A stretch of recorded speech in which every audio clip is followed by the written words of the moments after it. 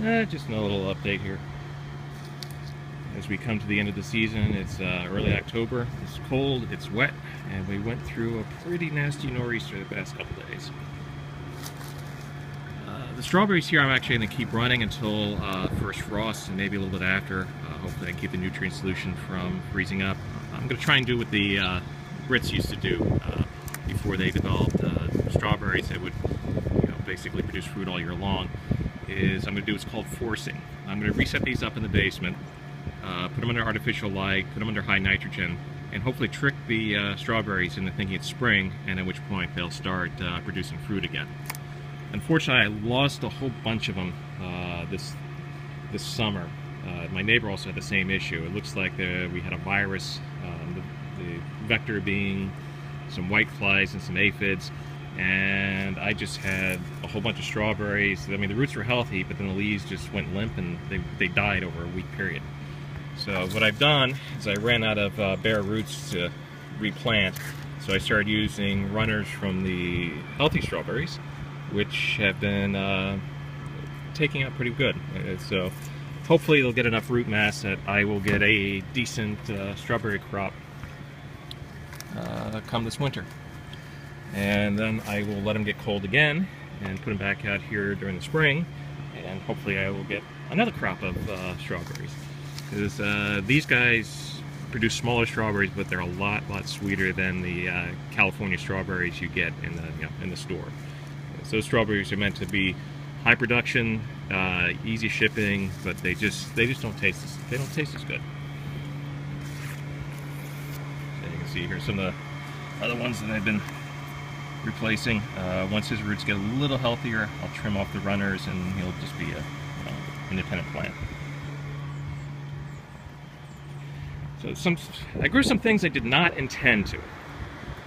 Apparently, I guess one of the seed packs I had was contaminated with a lot of other stuff. Like, it took me a while to figure out what these were, and these are actually kohlrabis, which I vaguely remember my dad growing when I was a kid. I think we had them in salads, so I gotta look up what to do with these things.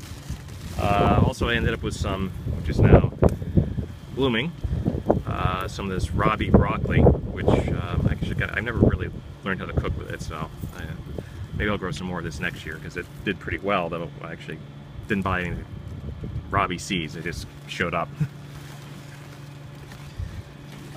Tried doing a Brussels sprout and follow the directions where you're supposed to get, you trim the leaves back and then you're supposed to get Brussels sprouts growing, but this was kind of a failure, so I probably won't do this next year. I mean, I'm just not getting any production off of it.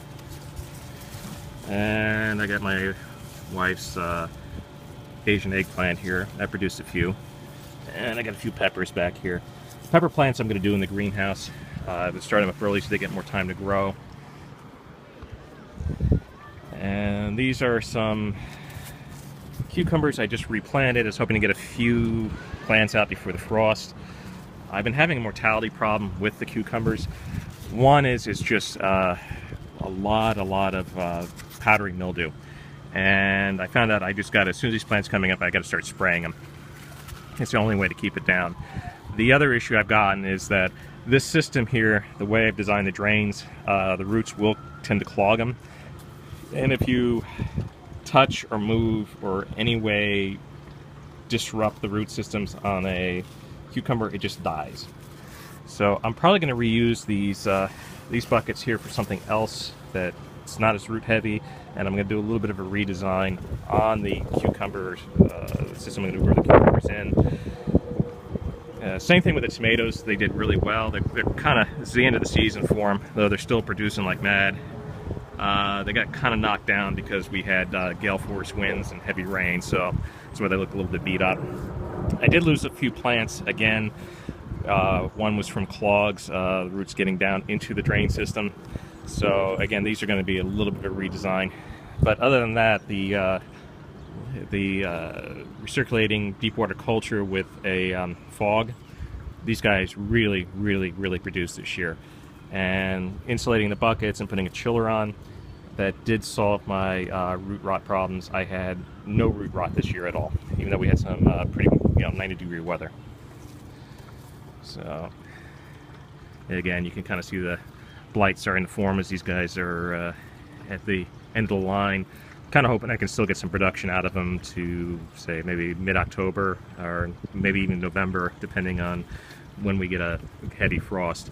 Originally they were fading rather quickly, so I kicked the nitrogen up in the nutrient solution, and they started putting up some greenery, new blossoms, and they actually put on some more tomatoes. Cabbages did well. I just kind of made these just for the heck of it. Just to see how they would grow. They did fine. And I had, this is something my wife really wants and her friends want. This is Chinese celery, which did very, very well in the system last year. This year I had a little trouble getting it to grow. The transplants just wouldn't catch. So it's kind of late this year. I don't know if I'll get a whole lot of production out of this. We'll see. It's growing pretty quickly. It seems to resist cool weather pretty well.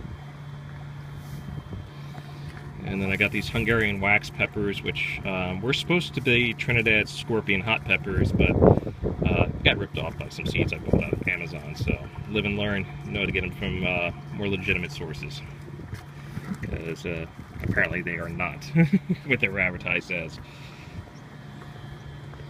I got a little pepper there. I gotta pick him soon.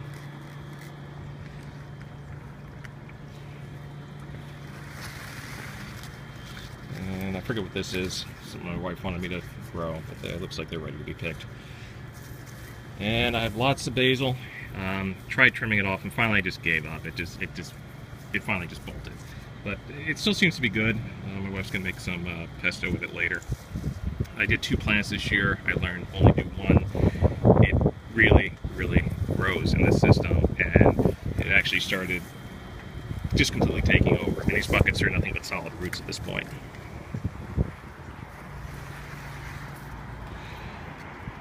So my plan is for over the winter, I am going to expand the system a little bit. Some things like peppers, they don't like their roots hanging in these type of bucket systems. When the weather got warmer, I did have some issues with, not necessarily root rot, but the peppers' roots were hurting a little bit. So what I'm going to do is I'm going to try this system, but filled with maybe a solid media. Just something tells me that maybe the peppers would like that better. Usually maybe expanded clay or something like that. Just give them give that a try. How I'll incorporate the fog into it, I'm not sure yet. I got a few designs in my head that I'm going to work with, and I'll go ahead and build everything over the winter, so by springtime I don't have a late planting like I did this year, though it certainly didn't hurt the tomatoes any. But anyway, that's an update, and I guess when I start building stuff this winter, I'll let you guys know how the designs are coming out. Take care.